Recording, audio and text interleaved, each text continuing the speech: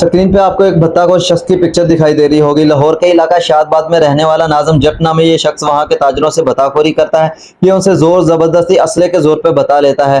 जरा से पता चला है कि गुज़श्ता रोज इसने एक ताजर से भत्ता मांगा है, जिसने आगे से इनकार कर दिया, जो कि उसका हक है, वो टैक्स भी दे और इनको भत्ता भी दे। तो इसने उसको आगे से सीधी गोली मार दी। आपको साइड में एक वीडियो नजर आ रही होगी, आपको साफ साफ नजर आ रहा होगा इसके हाथ में पिस्टल है, और आगे जाके आपको इसी वीडियो में इसकी गाड़ी की नंबर प्लेट भी नजर आएगी।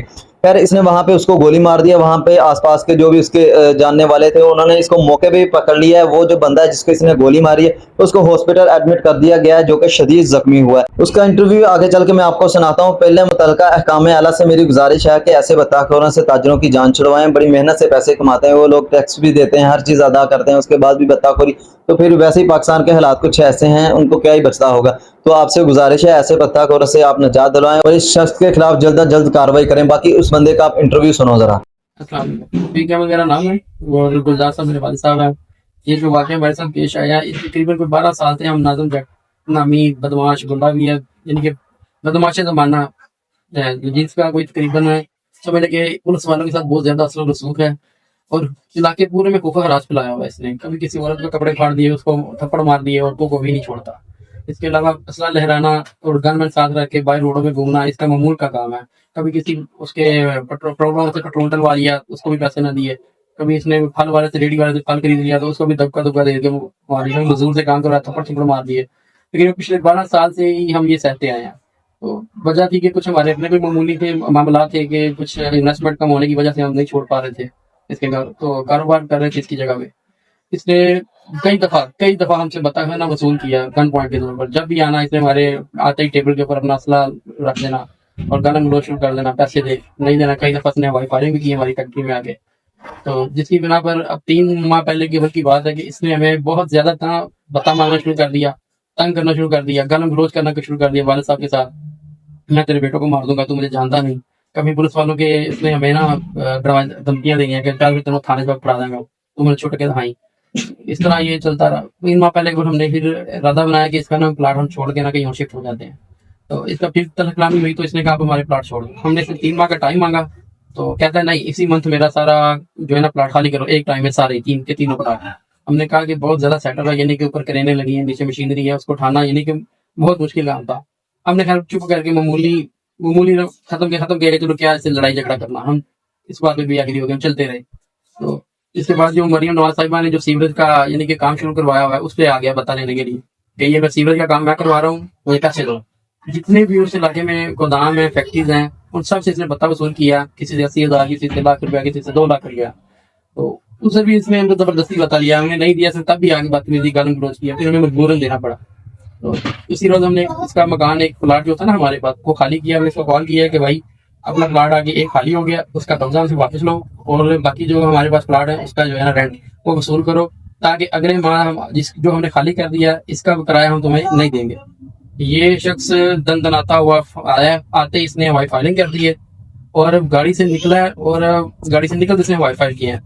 आते ही उसने मेरे वालिद साहब की गन क्लोज किया, होल्ड मारे, दोबारा इसने फायर किया। तो मैंने इसको ना पकड़ के धक्का दिया कि भाई पीछे हो जाओ, खबरदार। फिर जैसे ही मैंने इसको धक्का दिया, इसने मेरा गिरबान पकड़ लिया, मैंने इसका गिरबान पकड़ा, और जिसकी वजह से ये जो राहगीर थे, कुछ लोग और थे, उन्होंने भाईजान ने मुझे दोनों को छुड़वाया। किसी ने किसी को खींच उधर किया, मुझे खींच के तरफ कर दिया एक तरफ।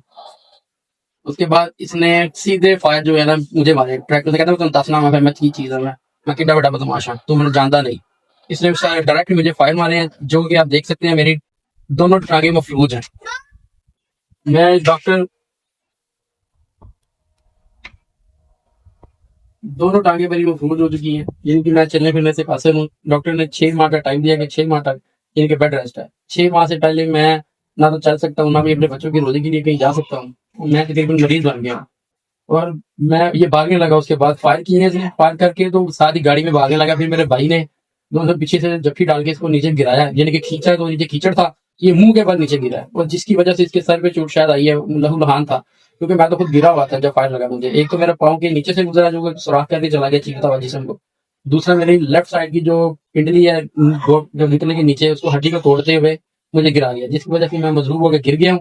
फिर मेरे भाइयों ने इसको खींचा, गाड़ी के दरवाजे से भागने की कोशिश कर रहा था, जिससे वो गिरा है। उसके बाद फिर हमने 15 पे कॉल किया, उसको पकड़ के रखा, हमने नीचे दबा के रखा है और लोग यहाँ पे कह रहे हैं जी नाज़िम जट साहब बहुत अपना कारोबारी बंदा है। इसका ये कारोबार है कि ये लोगों को डराता है, धमकाता है और औरतों पे हाथ माल डालता है, औरतों को बदतमीजियां करता है और बत्ता खरीदता है। ये जो रेत की बंदियां पुलिस के साथ असर रसूख है, और ये पुलिस वाले जो इसके असर रसूख वाले वो ये मीडिया पे बातें फैला रहे हैं, ये तो बहुत कारोबारी बंदा है।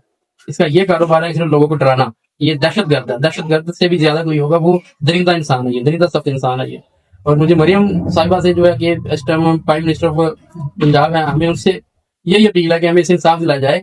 ये अंदर बैठ के भी हमें मारने की प्लानिंग कर सकता है, क्योंकि इसके असर रसूख होने की वजह से हमें पुरजोर अपील है कि हमें तहफ़्फ़ुज़ दिया जाए। ये ना हो कि ये दरिंदा नुमा शख्स बाहर भी आ जाए, ये अंदर बैठे ही मुझे, मेरे फैमिली को या मेरे बहन भाइयों को जानी नुकसान ना पहुंचा दे। आपसे बहुत ज्यादा ही हमें उम्मीद है मरियम साहब, आपको बहुत ज्यादा आप इंसाफ कर रही हैं, तो ये हमें भी इंसाफ दिलाया जाए। और सीसीडी जो है चट्ठा साहब जो उनके अफसर है जो सीसीडी के काम कर रहे हैं, हमें अल्लाह के बाद उनके ऊपर भी यही उम्मीद है कि वो बहुत अच्छा काम कर रहे हैं। तो ये मुझे सिर्फ ये भी अपील है कि सीसीडी इस केस को अपने हैंड ओवर करे, ताकि इसकी छानबीन करे। ये मोहल्ला से पूछे जो उसके घर में इलाका जो शाहबाग आमिर रोड है, इस मोहल्ला इलाका से पूछे, जिधर इसकी फैक्ट्री है उस फैक्ट्री वालों से पूछे, फिर इसके ऊपर हम करें काम। हमारा शाहबाग थाना जो SHO साहब हैं जो तफ्तीशी है, उन्होंने हमारे साथ बहुत अच्छा कोऑपरेट किया है, लेकिन तफात उन्होंने सिर्फ एक लगाई है 324, जो कि इसने हमसे दहशतगर्दी लगनी चाहिए, इस कादर दहशतगर्दी, क्योंकि ये असला लहराता हुआ गाड़ी से बाहर निकला और एक दफा नहीं कई बार इसने फायर किया, कई बार ये इस दहशतगर्दी का नमूना इसने पेश किया हमारे सामने और लोगों के सामने भी। और उस टाइम कई लोग और भी थे, मुझे फायर लगा, वो मेरी बदकिस्मती है, लोगों की खुशकिस्मती के लोग इससे बच सके। लेकिन अल्लाह ताला ऐसे जो है सिर्फ दरिंदा सिर्फ इंसान से अल्लाह ताला सबको बचाए। और मेरी अपील यही है कि बस मुझे इंसाफ दिलाया जाए और हमें तहफ़्फ़ुज़ फराहम किया जाए। बहुत शुक्रिया। आप ताजर का सारा इंटरव्यू सुन ही चुके हैं। अहकाम आला से मेरी गुजारिश है कि जल्द से जल्द इस शख्स के खिलाफ सख्त से सख्त एक्शन लिया जाए, ताकि मजीद ये किसी ताजर या गरीब पर जुल्म सितम ना कर सके। बाकी आप सबसे यही गुजारिश है कि इस वीडियो को आगे से आगे शेयर करें, ताकि इस बंदे को इंसाफ मिल सके और आइंदा कोई भी शख्स ऐसे जुल्म सितम का शिकार ना बन सके। बाकी मुझे इजाज़त, मिलते हैं अगली वीडियो में। ओके जी, अल्लाह हाफिज़, जज़ाकल्लाह, दुआ में याद रखना।